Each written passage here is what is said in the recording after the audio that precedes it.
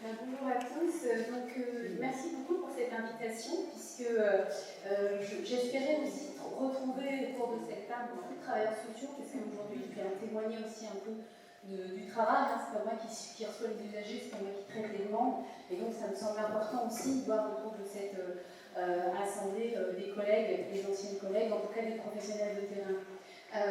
J'aimerais surtout déjà les remercier parce que si aujourd'hui le département qui est chef de file de l'action sociale peut continuer à exercer ses missions, votre intitulé c'était comment gérer la gestion du budget et comment le département a fait face à ces 18 mois de crise qui à mon sens sont pas terminés mais s'inscrivent dans aujourd'hui je pense une façon de fonctionner et donc à notre niveau comment on va continuer à accompagner les publics. Alors pour ceux peut-être autour de cette table qui ne le savent pas trop, donc les services départementaux accueillent un tout public quelles que soient les difficultés et donc on se retrouve complètement dans ce que vous avez dit.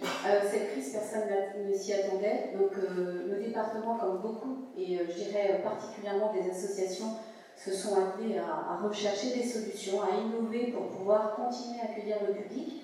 Le choix institutionnel a été de ne pas fermer les sites départementaux dans des conditions qui restent difficiles.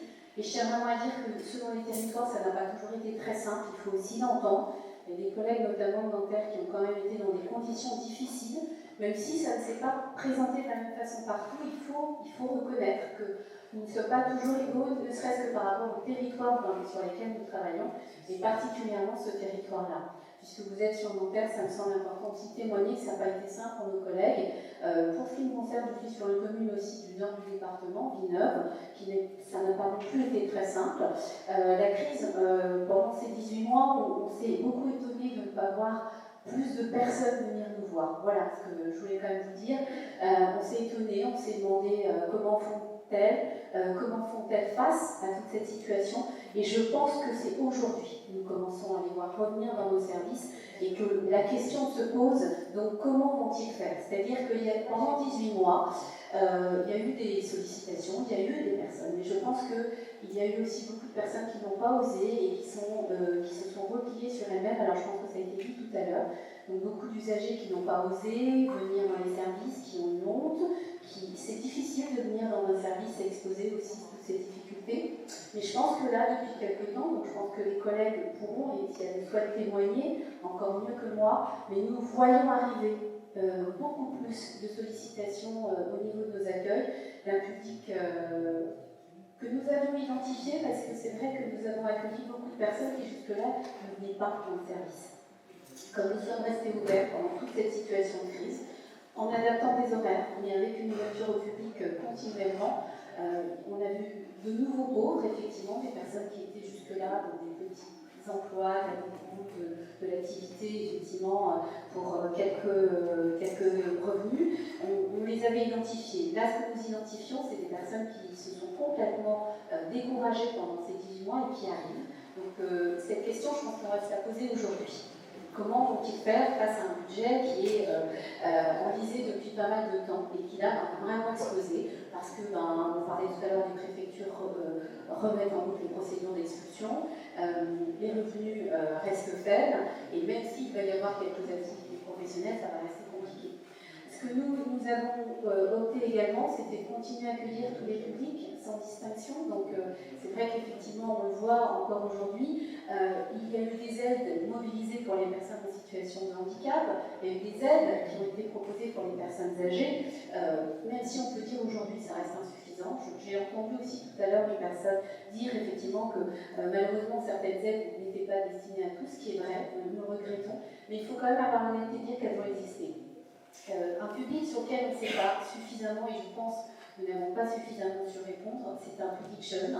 Il y a eu des aides, il y a eu des ordinateurs qui ont été attribués à beaucoup de jeunes, notamment de collégiens, puisque c'est de la compétence au niveau des bâtiments du département. Mais je reconnais qu'aujourd'hui, on ne les a pas vus, ils ne sont pas venus nous voir, ils ne viennent toujours pas. C'est cette population, cette jeunesse qui a trouvé par ses propres moyens et qui nous inquiète beaucoup parce qu'ils ne sont pas sollicités, ils n'ont pas plus sollicité les villes, il faut quand même le savoir, en tout cas sur notre territoire, et donc on se dit dans quelle situation elles se trouvent aujourd'hui, toutes ces personnes. Oui, tout Tout à fait d'accord, mais moi je rajouterais à ce que vous venez de dire, je suis entièrement d'accord avec vous, il y a eu aussi des problèmes pendant ces mois et ces années Covid, qui sont des problèmes liés justement au Covid, qui sont que quand des gens avaient des rendez-vous, la personne elle-même n'était plus là parce qu'elle était malade.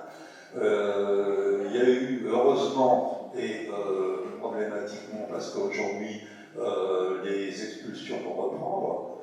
Donc tout ce qui a été gelé, parce que quand vous gelez quelque chose, ça ne veut pas dire que vous l'éliminez, vous repoussez l'échéance. Nous-mêmes, nous étions intervenus, j'avais fait une alerte qui est parue à Emmaüs, sur laquelle je disais que le problème va se poser à la rentrée, quand le Covid sera un peu maîtrisé, parce qu'à ce moment-là, toute l'activité normale, entre guillemets, va reprendre. Les banques, voilà, les découverts, et le toutine. Je réponds à votre question. Non, c'est une application qui reste encore aujourd'hui très méconnue.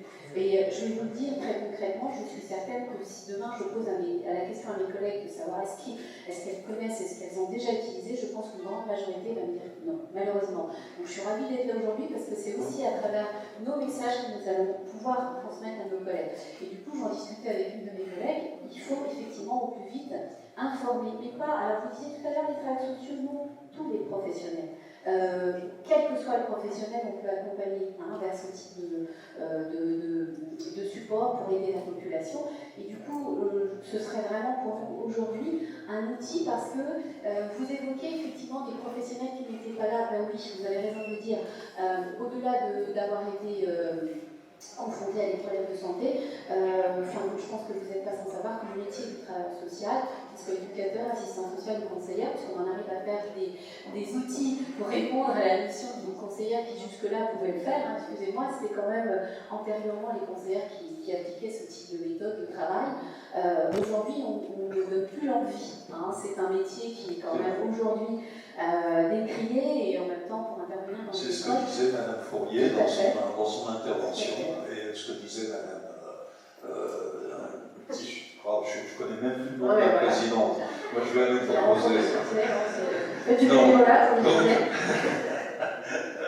Anne-Cécile. Donc non, c'est vrai que si vous voulez, il y a eu le lot de problématiques et là maintenant on est reparti et j'espère du bon chemin, en espérant qu'on ne reparte pas vers des mois comme on en a connu. Pour ce qui concerne l'application dont vous parliez, c'est vrai que moi j'ai souvent eu d'ailleurs des gens qui disaient oui, mais alors vous n'êtes pas appliqué à la banque, on n'a pas son compte, on n'a pas le reste de son compte. Mais oui, c'est ce qu'on ne veut pas. On ne veut pas que les gens voient qu'il leur reste encore plus d'argent que leur reste à vivre. Parce que les gens, quand ils voient qu'il reste 700 € sur le compte bancaire, alors qu'ils ont 500 € de reste à vivre, ils pensent qu'ils peuvent dépenser les 700 €. Et ils ne pensent pas que dans 2 mois, ils auront besoin des 200 € qu'ils ont dépensés en plus. C'est vrai que l'idée de cette communication entre ce qui reste sur la banque, qui fausse le jugement, même au niveau, si vous voulez, des gens quand ils prennent un engagement sur des... on l'avait fait à l'époque avec Madame Lagarde, où on avait fait marquer justement sur les crédits, un crédit vous engage et doit être remboursé. Et vous devez vérifier votre solvabilité. Quel moyen de vérifier sa solvabilité? C'est pas de regarder s'il nous reste de l'argent sur la banque. Ça, c'est faux. C'est de regarder, si vous voulez, tous les mois de quoi on dispose pour se dire qu'il va y avoir 100 € de moins ou 50 € de moins parce qu'on va prendre un crédit. Là, c'est la réalité. Il faudrait accompagner, parce que nous vivons quand même sur le terrain, c'est un public qui a beaucoup de mal à comprendre cela. Alors, il ne s'agit pas juste de le dire, je pense qu'il faut vraiment les accompagner. Et j'ai beaucoup apprécié ce que vous pouviez dire sur le fait qu'il faut les apprendre à vivre avec ce qu'elles ont. Bien évidemment, les aider à pouvoir c'est pas facile. Loin. C'est difficile, c'est très difficile. Mais pour autant, les accompagner à prendre conscience que si effectivement ce sont des ressources avec lesquelles elles vont devoir continuer à vivre, ces personnes, c'est surtout comment faire face dans le quotidien. Et quand il y en a un peu plus, comment on peut épargner.